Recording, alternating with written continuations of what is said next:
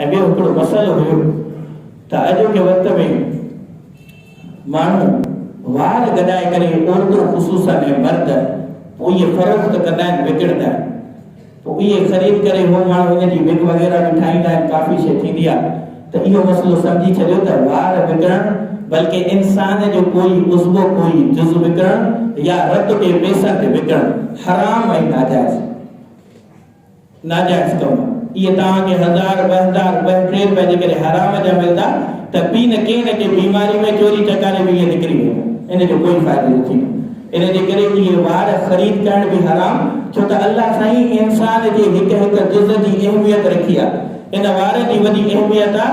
औरत खे त हूअं ई पर्दो करणो आहे, इहे वार जेके किरदा आहिनि इहे बि दफ़न करणा आहिनि, ॿिए मर्द लाइ ॾिसण इहे बि जाइज़ कान्हे।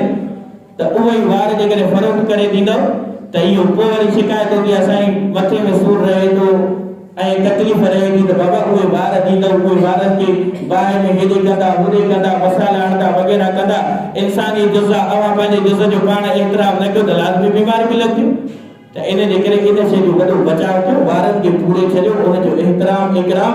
अल्लाह साईं अव्हांखे इज़त वारा रखियो आहे त पाण खे बि इज़त वारा रखो, त इहे वार फ़रोख़्त न कयो। वार वठणु विकिणणु हराम ऐं नाजाइज़ आहे। इन खां पाण खे बि बचायो ऐं पंहिंजे घर वारनि खे ख़ुसूसी तौर ते सम्झायो त बाबा इहे वार विकिणणु नाजाइज़ ऐं हराम।